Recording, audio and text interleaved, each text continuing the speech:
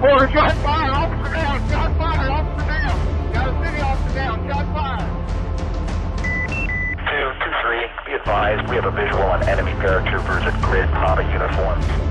Welcome to the Resilient Warrior Nation, a podcast dedicated to inspiring hope and healing for first responders, military veterans, and anyone facing PTSD and trauma. Hey everybody, welcome to another episode of the Resilient Warrior Nation podcast. I'm your host, Mike Morgan. As you can see, I'm wearing a shirt, Unafraid. This is not a proclamation. This is the company of a man named Eddie Penny.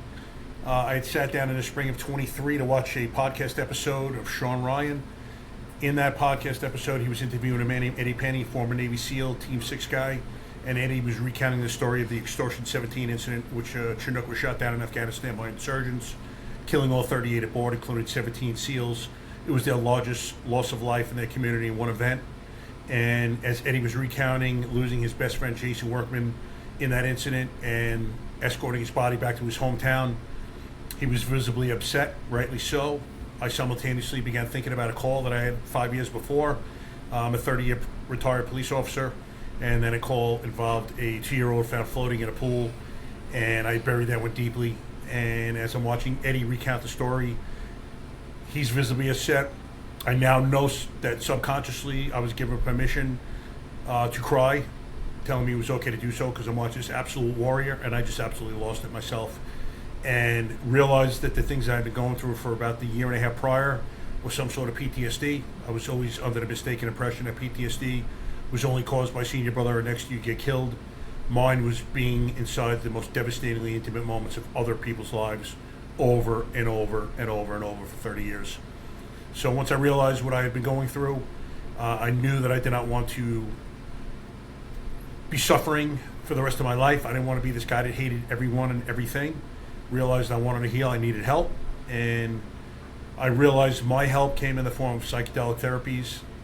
I didn't think personally I was going to be able to speak to a therapist who was going to be sitting behind a desk and would understand the things I've seen, the things I've done, and it just did not resonate with me. So I'd been seeing these warriors who had been journeying with these psychedelics after coming back broken men from war, decided that was the route I was going to take, and I changed my life March 1st of last year when I journeyed with ayahuasca.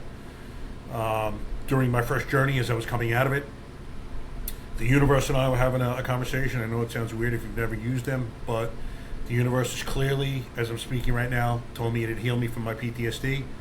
And that's not a linear journey, ebbs and flows, but essentially it had healed me, and my life's pursuit was to go forth, help other first responders and vets. So in that vein, one thing I wanted to do was start a podcast to do for others what Sean Ryan and Eddie Penny did for me. And as such, I bring on ordinary people who've done extraordinary things with their lives, and I show you their journeys. We'll talk about, their lowest of lows, the highest of highs, how they've healed, and I just want you and men and women going through it right now to be able to identify with us, because we are you are us. There's nothing different. And my hope is that every podcast episode changes the life of one person, and I'm pretty positive that it's been doing that, and I just love the mission. So in that vein, let me introduce my next guest. I am pumped to introduce Tommy Bolin.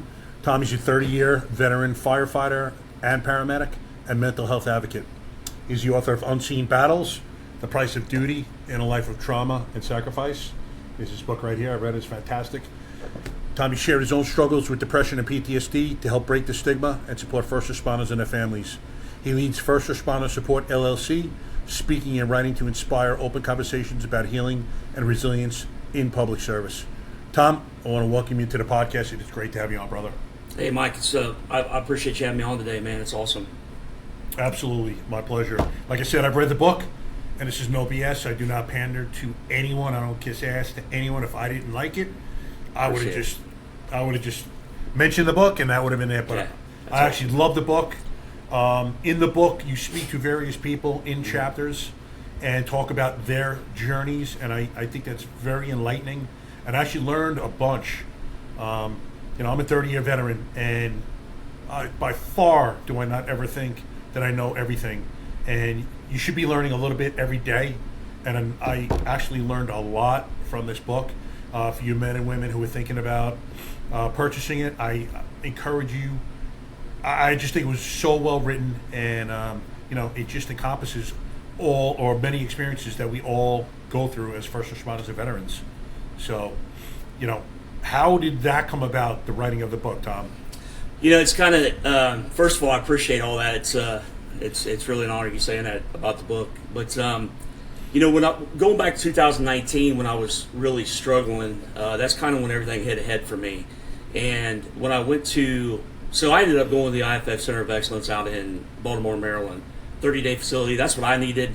I needed to disconnect from society because I just had all this stuff, 25 years of stuff, just clouding my head that I just couldn't do it in an hour session once a week or once every couple of weeks. So when I got out there, they take everything from me or from you. It's not only a mental health facility, but it's a drug rehab facility. So okay. After the first week, they going through all these trauma classes and stuff, and talking to a lot of doctors, social workers. Dr. Abby, great psychologist out there. They put me in the mental health side. They said my drinking was more of a self-medicating type deal because I was never an everyday drinker, but it was more of me just trying to numb, honestly, self-medicate. Yep. But anyways, getting to the book, so on Friday we get our phone for 1 hour a week, and obviously my first phone call was to my wife, which was still pretty raw, still pretty fresh. But I talked to another buddy of mine, Heath, who is part of our peer support team, and he kind of helped me get out to Maryland. And he says, "Hey Tommy, how you doing?" I'm like, "Heath, man, I'm not good, bub." I said, I'm humiliated. I'm ashamed. I said, what am I going to tell people when I come back? I said, this is humiliating. And he said, "Tommy, if you would just come back and be vulnerable," he said, "you have no idea the people that you're going to help just through your story." And at the time, I was like, "Hey, Heath, I appreciate that, but I'm still pretty screwed up, right?" So, yeah. But when I got back, I started to share my story, and I was the first one from my department to go get help in Maryland, and within a 3-month period, 4 other guys came to me and started talking to me. It kind of opened that door up for them to go out there and get help. And so kind of fast forward to 2021, I did, me and my brother-in-law did this video. It's on YouTube, and next thing you know, I had, the only thing I knew back then was the fire service. That's all I knew. And when I did this video, I had so many people reaching out to me: police officers, firefighters, paramedics, dispatchers, corrections officers, everybody who serves on the line of trauma.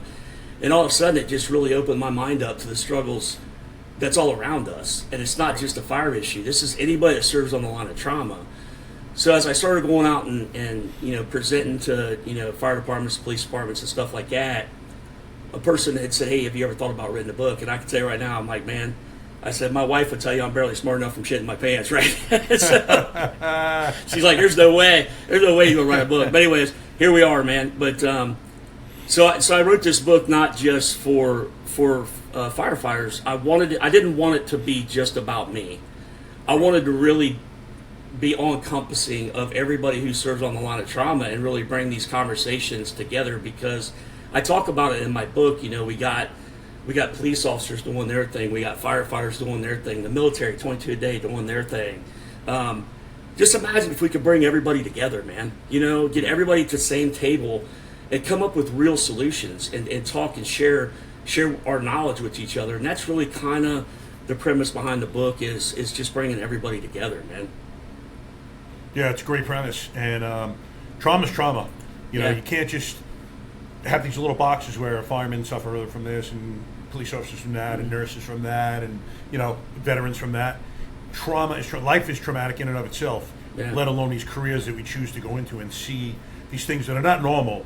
One thing I liked in your book where someone referred to PTSD, dropping the D, because it's not a disorder. It's a normal reaction from your body to abnormal events that you're seeing and experiencing. Yeah. And I actually loved that sentence, if you will, that definition, however you want to word it. Mm-hmm. It is. I don't think it's a disorder. It is a normal reaction. We're seeing things, and they are abnormal, man. How many times have you been at a scene, you're like, holy shit, I can't believe this is happening right now. Yeah.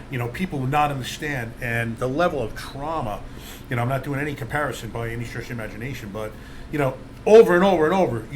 We're not programmed to handle and be able to process these things. Mm-hmm. Yeah, and you're right. It's not a disorder; it's an injury, right? Yeah. There's so many studies out there, Mike, that shows how trauma actually rewires the brain and how it changes the brain. The thing is, this stuff's been around for years. I mean, hundreds of years. It's been called different things. Shell shock, soldier's heart, whatever you want to call it.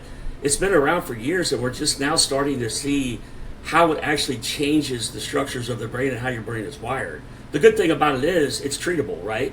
It is all treatable. But you got to be your own advocate. And like I tell people when I go out and talk to them, I'm like, listen, I get people ask me all the time what worked for you. And I'm like, here's the deal. I can tell you what worked for me, but it may not work for you, and that's okay. Exactly. Yep. We're all wired different chemical makeups in our brains, different upbringing, different human experiences. You got to be your own advocate. It may take one trip, it may take 10 trips. But I get so frustrated, which I'll get to this in a minute. I get so frustrated when people go to these therapists and they're not trauma informed, and all of a sudden they come back and they say, I'm never going back again. And it's a shame, because you had one bad experience, and now all of a sudden you ruined that guy's experience, and he or she may never go back again.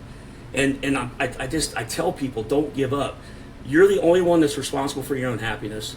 You're the only one that can be your own advocate and go out and find these treatments and stuff. And I guarantee you, if you do that, you'll find something that resonates. You will. Yep. And it'll change your life. Yeah, 100%. I'm living proof of that. Psychedelics. It's funny. I was just texting with someone earlier, and when I first discovered psychedelics, in listening to these special force operators come back and using them, I was like, this shit's for hippies, man. There's no way I'm trying this. And then I decided it was for me. And then we went to the facility on this particular Friday afternoon. It was March 1st of 2024. And we walked in, and I'm kind of seeing some of the people. And I look at my wife. I'm like, what the fuck am I doing here, man? These are not my people. And then by the end of that weekend, I look at my wife. I'm like, man, these are my people. Yeah. It was just crazy, the transition that I experienced. You're not the first one I've heard that from either. I know I've had some buddies that have done it, and they were like, man, it's a game changer. Like, it was life-changing. It was life-changing. So 100%. I'm talking about hardened men, absolute warriors who are doing these things. And, to me, it's sacred medicine. It's sacred ceremonies. It's not just something you do in the backyard. You need to sit down with intention. You need to have purpose when you do them. You need to have, people that know what they're doing, number one, when you're, at a facility. But unfortunately, they get a bad rap because people don't understand them, number one. Number two, we're brainwashed by Big Pharma to believe that medicinal, aids or therapy are the only way to handle things, when in fact, it's the total opposite. They don't want us accessing these modalities because they know how effective they are. Right. And unfortunately, it's disgusting, but it's the world we live in. Everything's all about the mighty dollar. Man, it's all about the dollar, and we'll get to that in a minute too, because I got a story about that. But it's crazy that it's out there. We got the solutions out there. Yeah, let's just tap into them. Yep. All right, so let's take a step back here. I kind of skipped a little bit. No, let's you're get good, back man. To you. Yeah, let's get back to you. Kind of get the audience to know you a little bit. Where'd you grow up? Your life, childhood. Just kind of tell us about little Tommy. Yeah, absolutely. So I actually grew up in a little suburb just outside of Columbus, Ohio, Grove City, Ohio. We kind of joke that when people are from Grove City, they don't leave Grove City, and it's true. We move away and then we come back. Pretty tight community. Got married. I actually met my wife at a alumni tournament in Grove City. She wasn't even from here. And 31 years later, here we are, man. We got 3 boys. I got a 28-year-old, a 26-year-old, and a 22-year-old, and they're just killing it in life. And, I tell everybody that those kids are so smart, and I joke around. It's not really a joke, but I joke around about it that thank God they got mom's brains, because the kids are smarter than hell. But, yeah, they're killing it in life. So I got about a year till retirement. Been about 30 years in, so hopefully this time next year I'll be retired. And, that's pretty much it in a nutshell, man. Nothing crazy. Good child. I mean, I had a great childhood. Nothing crazy back then. So lost my father. Now, one big thing that really screwed me up for a long time was I lost my father at 53 years old, so to cancer. Okay. And sorry to hear that. How old he was. Were you? Oh gosh, so it's been 28 years ago. So yeah, it's been 26 years old or something like that. Okay. And that really, and you'll understand this. in our professions, we see death all the time.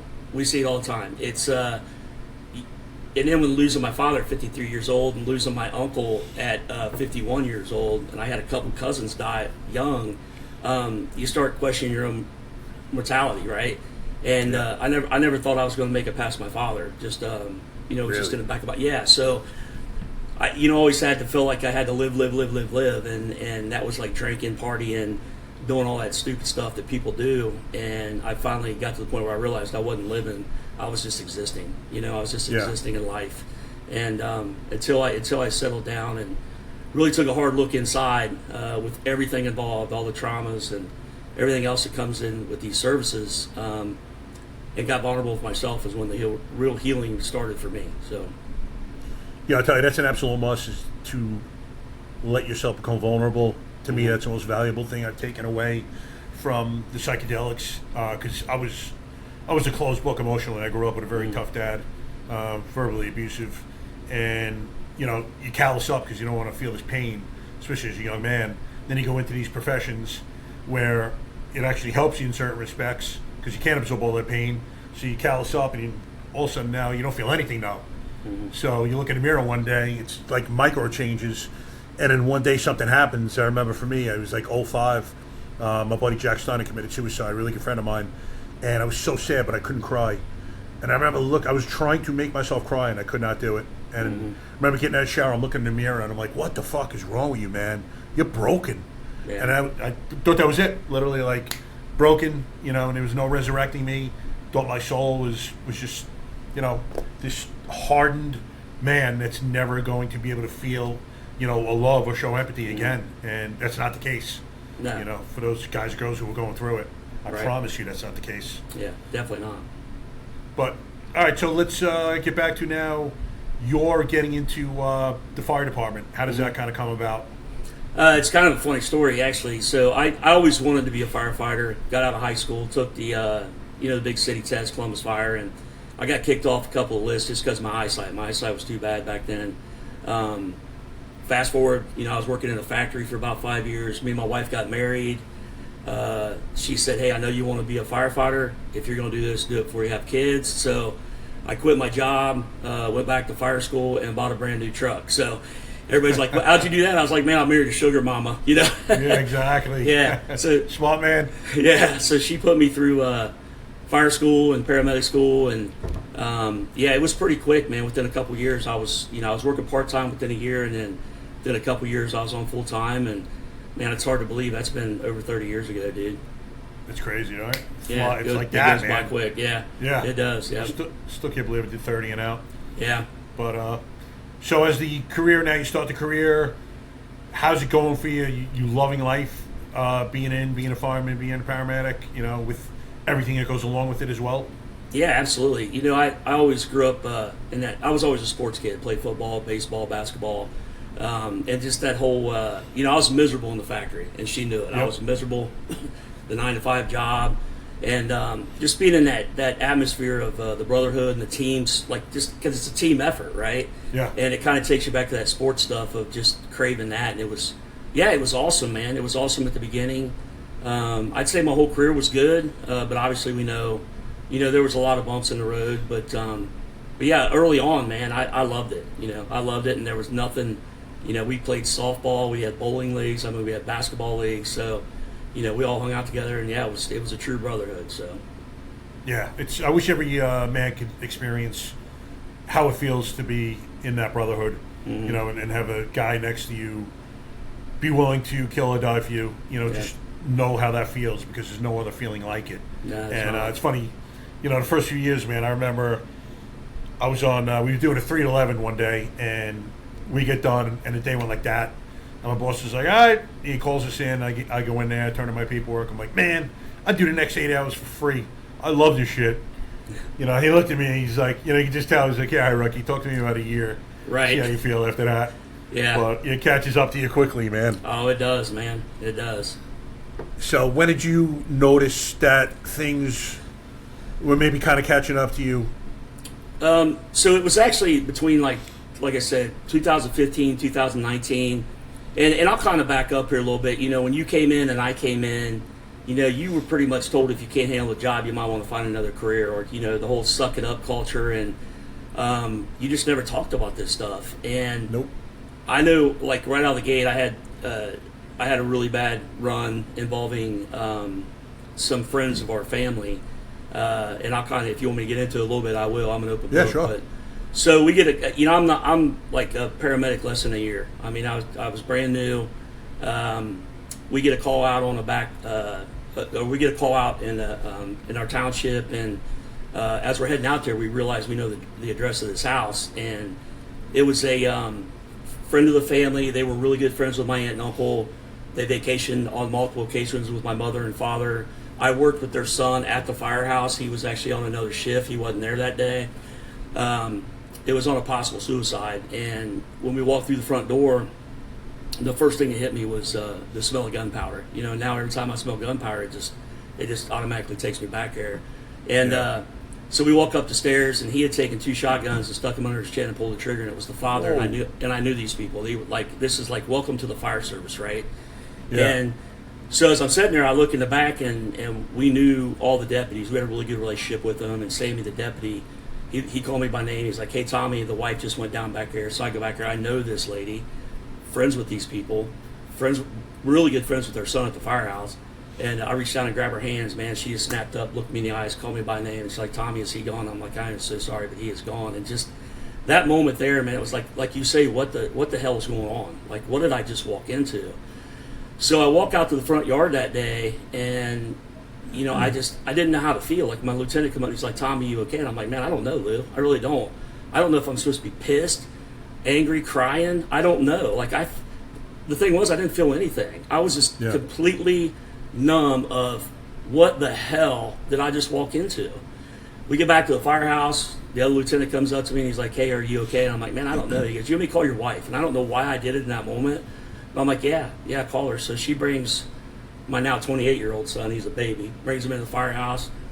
We sit there on the couch, and I just love on them for a little bit. And then about 45 minutes, they leave, and we go right back on the trucks doing what we do. Took multiple calls throughout that night. And the thing is, that's how we dealt with it back in. We didn't deal with it. We just stuffed it down. Whatever analogy you want to use, the backpack or the bucket or the shelf or whatever. And I just stuffed that stuff down for 25 years until 2015, 2019. It just started. Every episode, like every mental breakdown I had, just got worse and worse and worse and worse. And it finally came to a head, and there's 3 things that happened that finally opened my eyes up and got me to say, hey man, you need to go get some help. Like, you need to go get some help. Early on, my wife, kind of going back to the whole therapy thing, my wife knew something was wrong. I knew something was wrong. I just didn't know what. I just didn't know why I felt the way I felt. I was miserable. I was drinking. My drinking was out of control.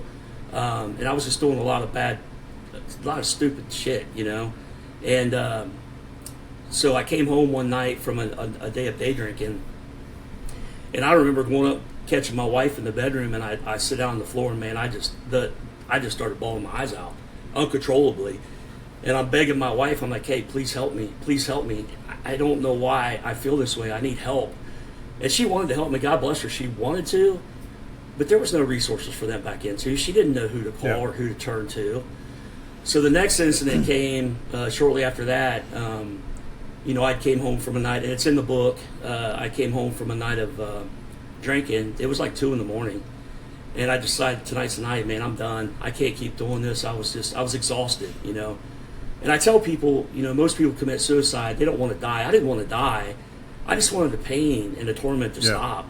It was just exhausting.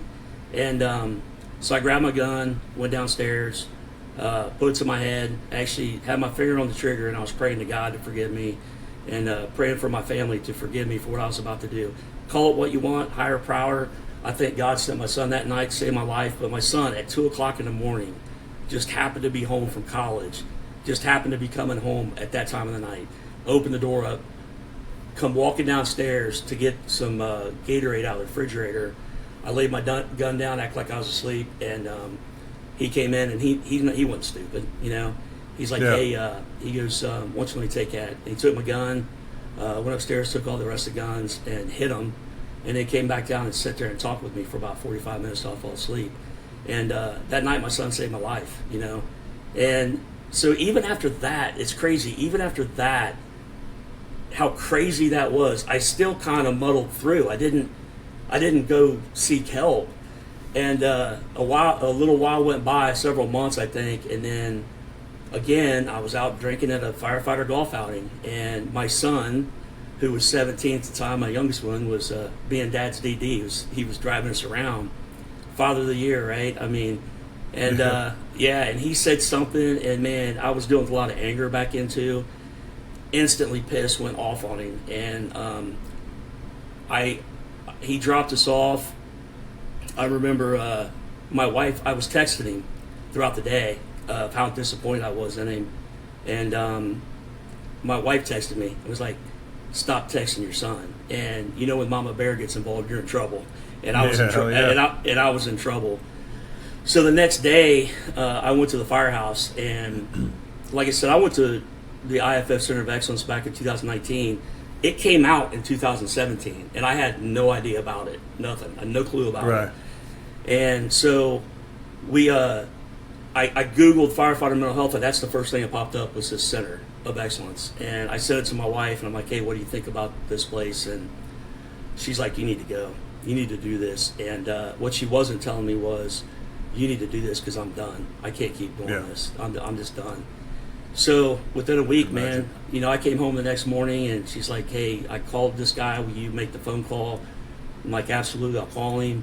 So I called this guy, and we went through a couple of formalities just with the intake. And he said something nobody ever said to me before. He's like, hey, listen, Tommy. He goes, you're not alone. He goes, do you know how many people who are struggling just like you? And I'm like, how can you? He's like, it's not your fault. And I'm like, how can you tell me this isn't my fault? I said, the emotional pain that I put my family through, my drinking, the stupid stuff I was doing, how can you tell me this isn't my fault? And he's like, I'm going to tell you right now, he goes, listen, there are so many people going through the exact same thing you're going through. It's not your fault. And nobody told me that. And again, I started getting emotional. And within a week after that, man, I was on a plane heading to Baltimore, Maryland for 31 days just dealing with my stuff. Nice. Yeah. I'll tell you, it's a very common, no, it's not even common, it's almost every single person echoes the same sentiment. Everyone thinks they're alone, when in fact, you know, you almost laugh when you hear it because, like, you're not alone. Like, yeah, bro, every one of us is basically going through the same stuff. I actually had a fireman here who's doing a second job, power washing today, and we were talking briefly, and we were talking about how if, you know, veteran, first responder, anything, any guy or girl in these lines of work, if you don't get out being scarred, then you're either a psychopath or a sociopath because you have no empathy as far as I'm concerned. How do you see all this death and destruction that we see, you know, the worst that mankind could do to each other, and get out unscathed? It doesn't make sense. No, it doesn't. And, you know, I tell people when I talk, I'm like, I've had people come up to me and say, Tommy, I love what you're doing, but, man, I don't get it. I could go out and see the worst run and come back and sleep like a baby. And I'm like, hey. He's like, am I screwed up? I'm like, I don't know, are you? I mean, good for you, you know? I say, but just because you don't see it and don't understand it, don't make it any less real. Because it was real to me because I lived it, brother. And I can tell you, it's freaking real. And people just need to understand that it costs nothing to say nothing, you know? And a lot of these people, they make these guys feel bad about, you know, trying to go get help. And it just costs nothing to say nothing. Just don't say anything if you don't have anything nice to say. You might save a person's life, you know? Yeah, exactly. Yeah, I don't understand how you can interject your opinion if someone's going through it. You should have a little more, you know, emotional intelligence and, you know, awareness that, number one, just because it's not happening to you now doesn't mean it's not going to happen to you then. Right. I mean, look at me, man. Nothing happened in my career that had me up at night or, you know, drinking hard. I actually had an opioid addiction, but it wasn't related to my job. It was more my marriage, and, you know, I was trying to dull this shit with that. But I remember early in my career, and it's funny because I had a guy named Jimmy Watson. He's a former SEAL. He was on my podcast. We were discussing this. You mentioned before shell shock. Like, that was the term when I was young for mostly guys, I guess, in Vietnam who were suffering from PTSD. And I thought, and so did Jimmy, mistakenly, that PTSD was only suffered by weak-minded people. And as you get further into your career, you see, like, nah, man, I think there's something to this. I may not necessarily be suffering from it, but look at what we're seeing and what we're doing. Like, this is not normal. So to see people suffering, you know what? Kudos. You're not feeling it right now. Great for you, but don't sit there and shit on guys who may be going through it, especially guys who are going through it. You're going to make them feel worse about what they're going through instead of being supportive. Like, what kind of brother are you? Yeah, absolutely. And, that's the thing. And the thing is, this stuff, it may not be the suicide or just the depression. It comes out in anger. It comes out in all different forms. Yeah. I've had guys angry in hell and don't understand why all this stuff. And I'm like, man, it may be the anger part of it. It's coming out. Something is affecting you, and we need to be open-minded about it. And that's the thing. This whole stigma and our own egos and prides is what's killing us, honestly. Yeah. No, I agree. The fact that we need to stop this shit with the showing emotion as weakness. It's actually a sign of strength. When you can show emotion. Absolutely. When you can be vulnerable. When you can talk to other men. When you get on here, like right now, telling your story, you're talking about your biggest missteps. That takes balls. I ask anyone that's watching this podcast right now, seriously think about your biggest missteps in life and then thinking about talking about it publicly. You think that's easy? No, man, that's some of the toughest stuff you could possibly do. It was harder than hell. It was harder than hell to get up on that stage and just open my life up to everybody. I mean, that's tough. And, I like to, when I actually added this into my lectures not too long ago, and I started thinking about this word weakness. It was just bothering me, this whole word weakness. And so I started looking into it. And the thing is, we all have weak moments in our lives. We do. That's called being a human being, right? Yeah. It's okay to have weak moments in your life. That doesn't make us weak. I heard this analogy a long time ago, and I looked it back up, and it just stuck with me. So I think we confuse who we are, not with weakness, but meekness. So the Greek meaning of meekness is actually power under control. So if you could think of a war horse trained for battle, to perform in high stress situations, but so powerful that if you turn it loose, it could destroy anything in its path. That's who we are. We're not weak. We've had the worst of humanity thrown at us, and we still move on and we still soldier on. That's not weakness. And I tell people, I say, don't mistake my meekness for weakness, because I'm not weak. And like you said, being vulnerable and actually finally being open to healing is what is one of the most courageous things a person can do in their life. Yeah. I remember. So we went to that ayahuasca retreat last year, and it was a Friday, Saturday, Sunday. We got home. Tuesday night, I sat down and just did a Facebook Live. Just sat down and talked about the things I've been going through, and then what I just experienced that weekend before. And I cried, which I wasn't expecting to do. And number one, I wouldn't have been able to do it prior to that weekend. Number two, had I done it, I would have been so embarrassed about doing so that it would have been ridiculous. But I was so proud of being able to do that. And I got so much feedback from people. It was crazy. It blew me away. And then, saying, we're there for you. Anything you ever need, buddy, call me up. Because, number one, you also always forget how many good friends and how much love surrounds you. We think that no one's going to be there for us. That is not the case. I experienced it firsthand. And I remember I had gotten 3 calls the next day from guys who'd been going through it. I had no idea. And, talking to me spurred them to call me. Seeing that me spurred them to call me, and one of them had a gun in his mouth in a not too distant past, which blew me away. The guy that I'm speaking about blew me away. So you have no idea what's going on in other people's heads. The 4th person was a female family friend, and hopefully spurred them to get some help. They were feeling much better after we spoke. But I remember going back inside the next day and speaking to my wife. I'm like, man, I am definitely in the right place. I am here to help others, and just in telling my story, because I want people to identify with it, and hopefully that spurs them to get the help. I'm 235, 240, tatted up. I look like a meathead, but if these other alpha males can identify with me, who felt like showing emotion is weakness and vulnerability is weakness, and now see me just like I saw Eddie Penny doing the same thing, and it changes them, then you know what? I'm that vessel sent on the universe, man. I feel like I was here for that purpose. Yeah, absolutely. It's giving you new purpose in life. All the stuff I'm doing here with the book and podcasts and all these presentations. I want to continue this in retirement because it's given me a new outlook and a new purpose in life. And let's be honest, we all are on this earth for some kind of purpose, and you got to find that purpose. You know, I think a lot of times, you know, we get this thing in our head, and I'll tell you a little story here that kind of put it together is, we get this preconceived notion in our head of how things are going to go, right? And 99% of the times we catastrophize, and 99% of the times never goes that way. So when I went to Maryland, I went to my chief and I said, hey, before you put me off on the calendar for 31 days, I didn't know how long I was going to be gone. Okay. I said, can I go down and talk to my guys? Because you know, it's probably in the police and fire, same thing. If they put you on the calendar for 30 days off and you don't go tell your guys what it is, they're going to make up some kind of story why Tommy's off, you know. So, I mean, they're a bunch of worse than it's washerwomen. Cackly women, yeah. Yeah, exactly. So, yeah. So I went down, I caught my guys at roll call, and I was like, hey, fellas, I just want you to know I'm struggling really bad. I said, my depression is out of control. My drinking's out of control. I said, I've been struggling pretty hard, and, man, they were dumbfounded because we hid it well. You know, I hit it well. And I remember in that moment, man, in my mind thinking of how this is going to go, and one of the guys looked at me and says, hey, boss, we love you. Go get the help you need. We need you back here. And the other 4 guys came up and hugged me, told me they loved me, and in that moment, you know, I thought it was going to go this way, and in that moment, they're like, I wasn't their boss. I was their fellow brother, and I was struggling. And these guys had my back.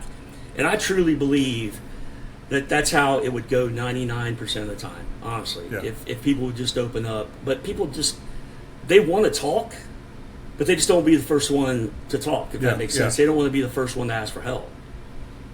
Yeah, I cannot tell you how many times I've spoken to guys. And I just spoke to a officer the other day in Wyoming, and he started his journey with psychedelics, just found a incredible healing journey, and I mentioned it to a couple of people he's really tight with, and he's like, brother, the floodgates open, man. He's like, bam, they're just telling me about all the shit that they started going through. And it's literally like, you could pick any squad of any firehouse, you know, police squad, whatever. You sit down and you start talking about it, guys and girls are going to immediately identify with it. You just, they're waiting for that first person. They don't want to be that first person to raise their hand and speak up. Yeah. But once that first person does, holy shit, it's like everyone's got diarrhea in their mouth. Yeah. And now everyone wants to, you know, pour out what they've been going through. It's unbelievable. It's like a dam that just got broken. Yeah. I've seen it. I've seen it personally, you know. And that's the thing that I try to stress with, like, the administrations now and, like, the officers. We need to really be in tune with our people. We need to, we live with these guys a third of our lives, you know, and we really need to be in tune with them and know them on a personal level. And I can tell you, I've had it happen multiple times where I've had some big guys like you know, come in and I just see a change in behavior, and I'm like, hey, everything okay? Man, that's all it took. Next thing you know, like you said, the floodgates open and they're talking about their stuff because they trust me. And that's another thing I got to tell people too is, sometimes that's all you need is just get that stuff out, just to vent and word vomit. Yeah. But I tell people, make sure that whoever you do that to, that you trust, because you know as well as I do, not everybody has your best interest in mind. So you know, make sure you trust that individual. But it's okay to open up like that, man, and how relieving it can be, honestly, how free. Yeah, I saw a study where it said, I think it was like 60% of people who are going through things actually either heal themselves or, you know, just felt incredibly better after literally just speaking to a coworker or a friend.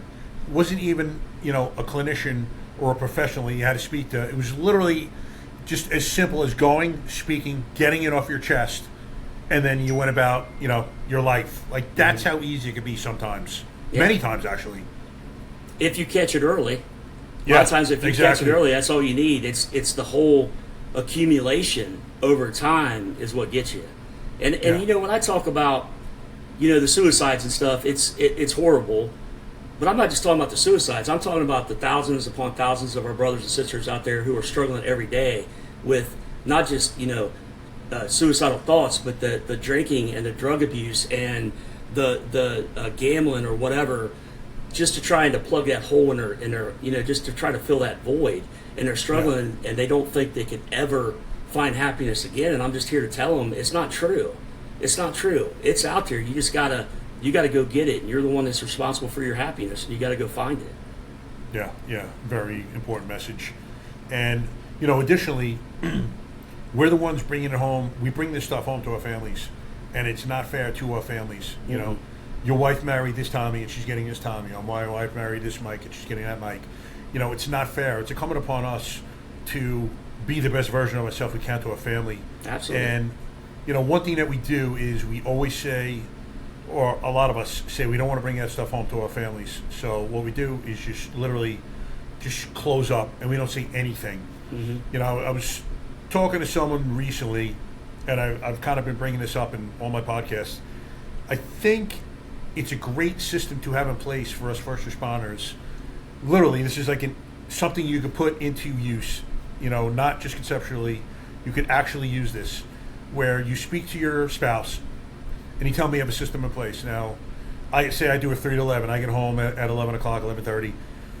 If you're still awake, that first half hour is mine. I get to kind of just, you know, release, just be me. Just kind of get home, do my thing. After that half hour, cool, we can start speaking again. And, you know, you have Mike or you have Tommy back. If I have a really bad day, I get home and I say, baby, it was just a horrendous day. That night is mine. We have to speak before I go to work the next day about it was. And you don't have to get into absolute specifics. Just paint broad strokes to your spouse about what you're going through. Because now they have a context into which to put your behavior. Right. Because before it was just Mike or Tommy, and he's just acting like an asshole. You know, he's snapping at me. He's got that temper. He's just sharp with his words. Because they have no idea what just happened to you. Right. You know, you just saw that dead baby or this or whatever it was. Now, if they have something they can actually, you know, do something with, like, oh, he dealt with this yesterday. That explains why he's feeling like that. You know, it's a game changer to me. You cannot just shut people out. Yeah, and I think that all comes from education at the beginning, too. I know some of the departments down here are doing it right. Columbus Fire, they got their own peer support facility and all that kind of stuff. And when these new recruits come in, the peer support people come down and talk to them, resources, you know, resiliency techniques. But they also bring the families in, and they talk to the spouses, which I think is so important. And that's why I'm not trying to toot my own horn, but that's why my book. I wish I had this book when I was 25 years old, coming into the fire service, because it was just a lot of stuff they never tell you. And you know the thing that drives me nuts still, and I've been trying to be an advocate, is we still don't. Now, certain departments do because they see the importance in it, but in Ohio, it is not part of the curriculum to talk about mental health in fire school, paramedic school. It's not part of the curriculum. No. So I actually contacted so I've been trying to, I got a state representative I've been talking to. He's like, hey man, I'll be happy to look into this, but you need somebody like the IFF union, or you need the Ohio Fire Chiefs to kind of back you up on this. So you got to, you know, and so I've been trying to get a hold of the unions for a while here in Columbus. I finally, they were getting ready to have this seminar. Like it actually was it was like a month ago, and it was all the Ohio OAPFF seminar. And I just asked one of the union reps, one of the higher union reps, I'm like, hey, can I just get 15 minutes? I just want to talk to you guys to see where we're at with getting this stuff in the curriculum. And they came back to me and they said no, can't do it. Our political agenda is set for this year. And I'm like, are you shitting me? And I got pissed. And I kind of went around. I actually wrote a letter to the National. The National got back to me and kicked it down to one of the higher ups here in Columbus. I met him down at the OEPFF offices. Great guy. We sat down. He's like, listen, Tommy, this is where I didn't understand how slow government works, right? And I said, we had a great conversation. I said, I just want to know where we're at with it. Nobody would talk to me. And he's like, we're on the same page. I want the same thing. He said, but you got to understand, when they introduce this bill, all of a sudden somebody else wants to introduce this part into the bill, and it's like fighting and pulling teeth. I kind of went around it the wrong way, but I did get some answers. But they're doing a great job with like the presumptive cancer and all that kind of stuff here in Ohio. But it's like he's like, we're on the same page. I want the same thing. It's just the government moves so slow. And I'm like, when are we going to change this? You know, we see the numbers. We're still seeing the numbers. We're seeing the suicides, and we're seeing the everything that comes along with that. But we're dragging our feet on preparing these guys early in their careers, and I just don't understand it, honestly. Now, there are schools who see the importance in it, and they'll have me come in and lecture to them, but it's not part of the curriculum. They don't have to do that. They said, hey, Tommy, you come in and talk to them. I'm like, absolutely, I'll come in and talk to them. Columbus Fire's doing it, because they're their own, they have their own academy and all that kind of stuff, so they do that. But all these smaller cities and stuff, if you come out of some of these other schools, these medic schools, fire schools, they don't talk about it. They don't talk about any of this part of the job. And it's a huge part of the job. I mean, we're losing, like I said at the beginning here, we're losing more firefighters and police officers to suicide than in the line of duty. And by far. Yeah, and it's not just the suicides. If you look at the top, and I know it's the same with the police, but the top 3 killers of firefighters: cancer, heart disease, and suicide. Having chronic stress, sleep deprivation alone leads to higher chances of cancer, heart disease, and suicide. Yeah. That's what's killing us.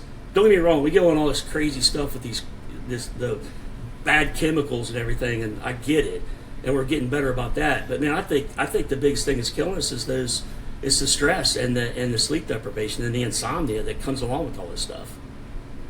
Yeah, 100%. And I'll tell you one component that's coming into play now, becoming more and more visible, is hormonal issues with us as men. So like TRT, testosterone replacement therapy.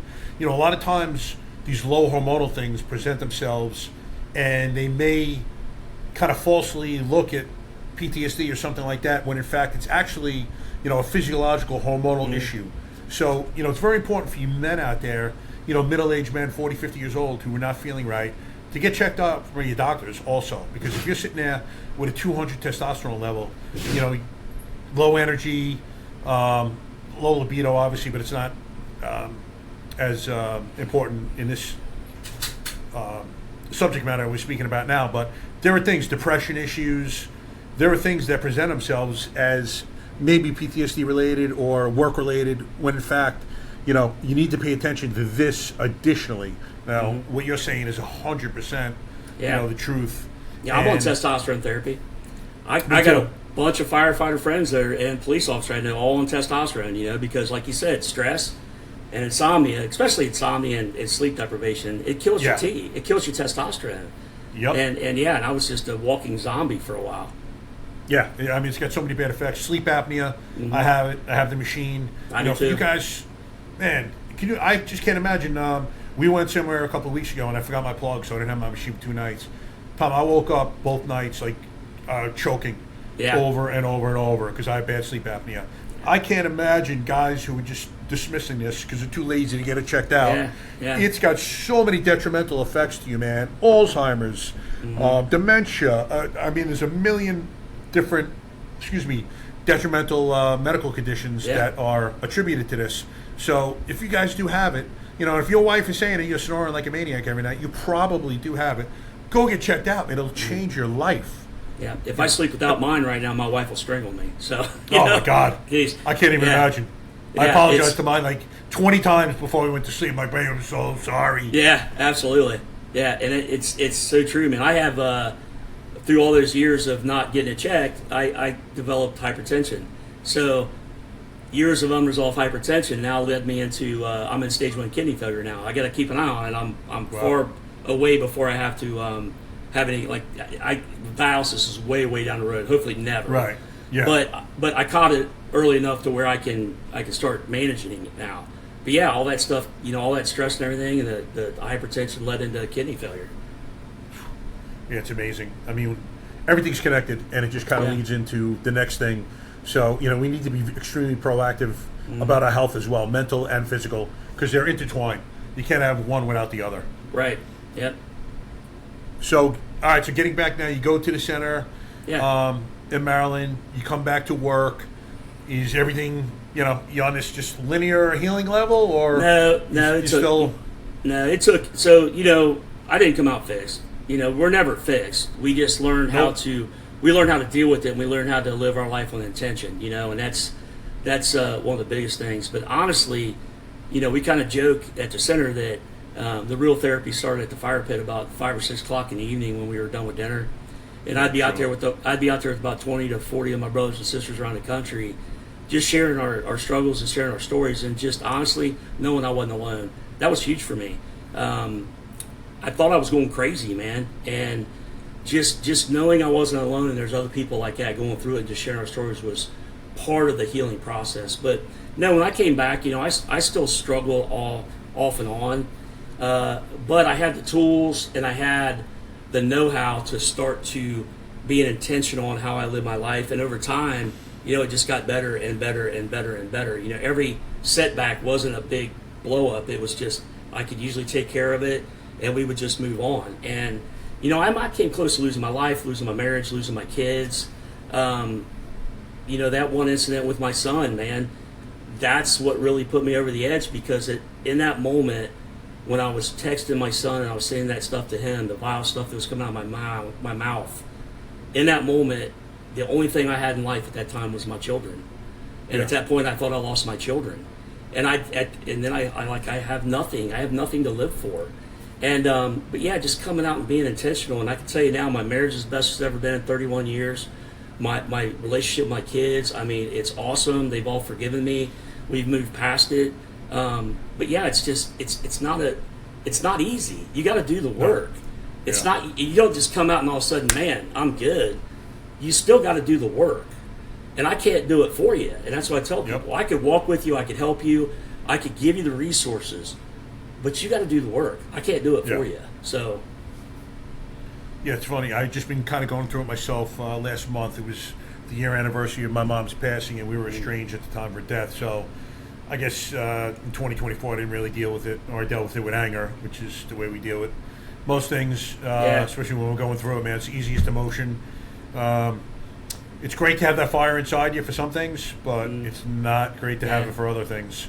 I'm with you. I remember as I was going through it, I was like, make yourself proud when you come out the other side that you went through this. It's okay to feel not okay. And, the only way out is through, as we say. But, I was making myself go to the gym every day, just kind of putting one foot in front of the other. I was trying to live that life of gratitude, literally thanking the Lord, universe, for every single thing I have, not thinking about what I don't have. There's so many things that you could do to, that life of gratitude and that perspective change is huge for guys and girls to go through.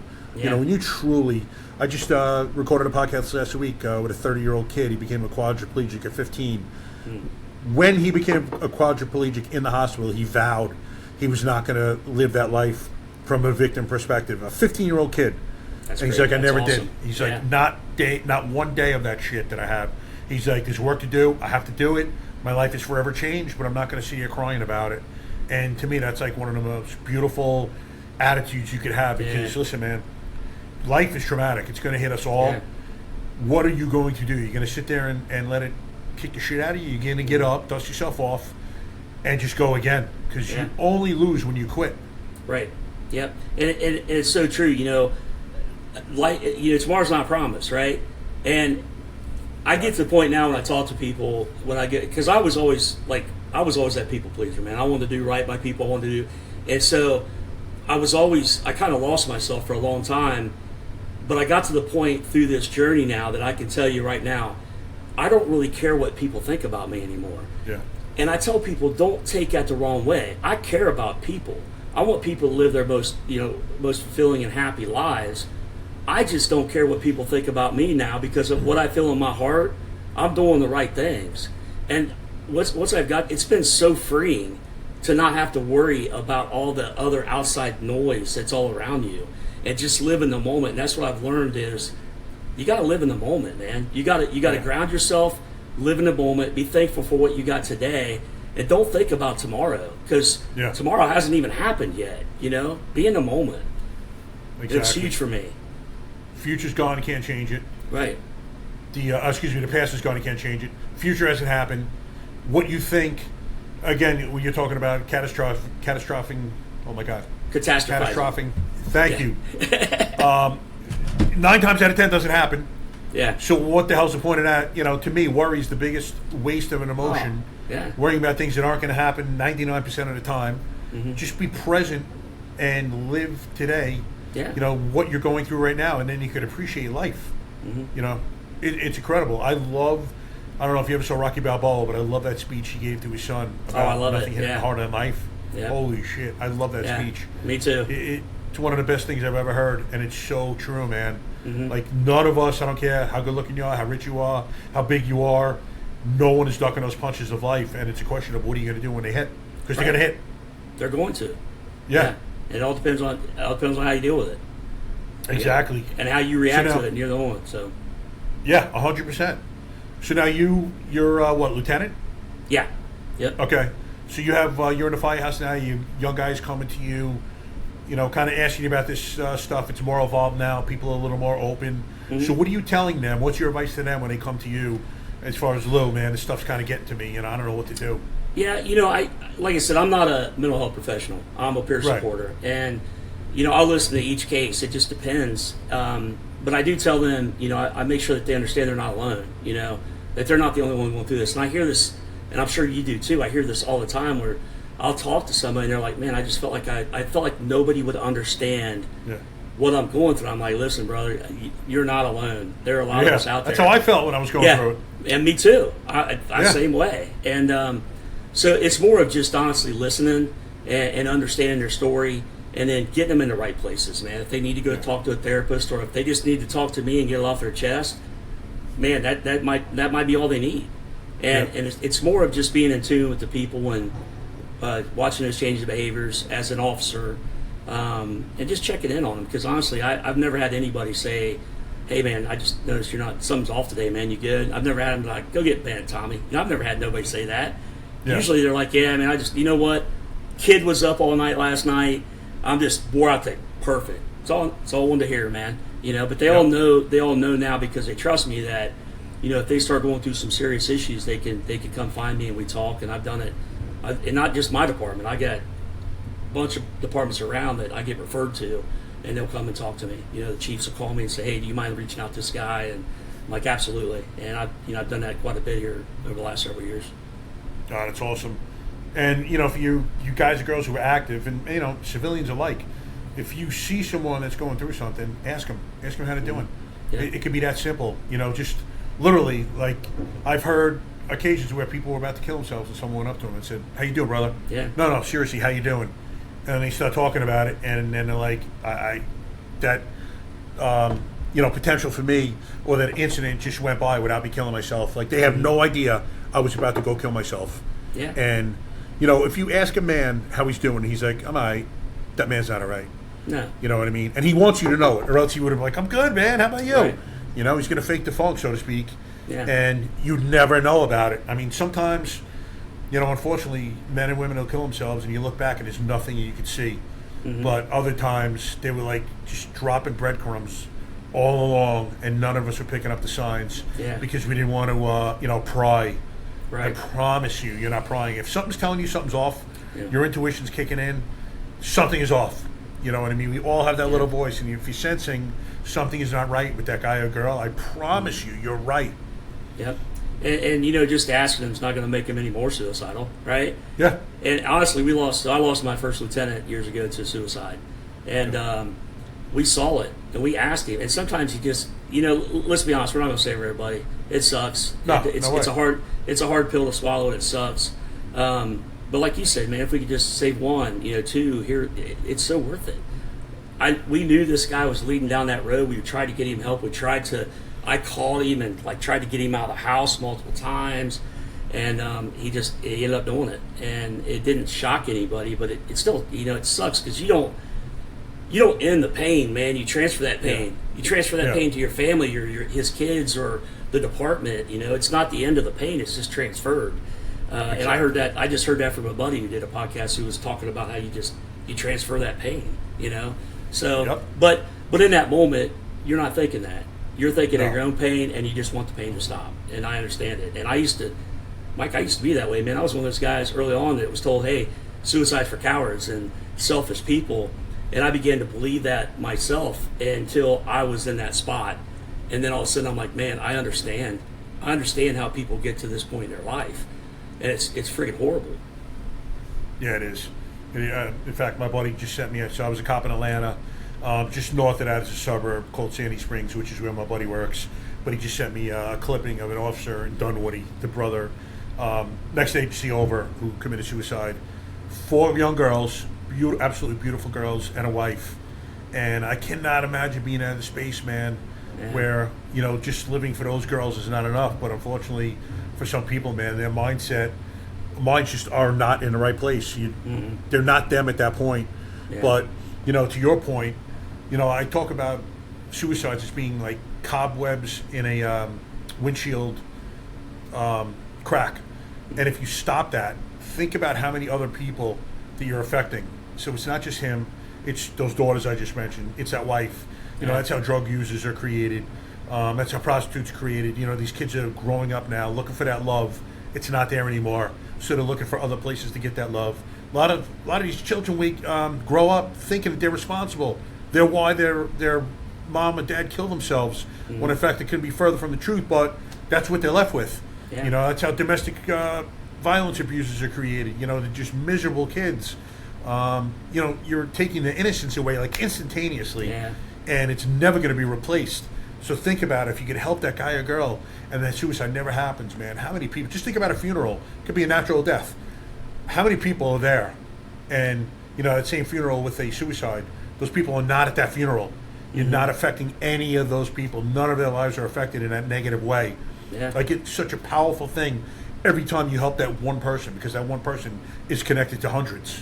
Absolutely. And then like me, I got help, and now look at what we're doing. I mean, I should be a statistic right now. I really should. But I'm not. I actually survived it, and now look at what we're doing. We're spreading all that. We're spreading that advocacy. We're spreading that love out. And, you could just, you save one life, and you have no idea how much that's going to, save people down the road. It's crazy. Yeah, it really is. I mean, if you were to tell me a year and a half ago I'd be doing what I'm doing, podcast and getting involved in other ways I'm doing, I'd be like, yeah, hi. And now, it's serving in another respect is what I say.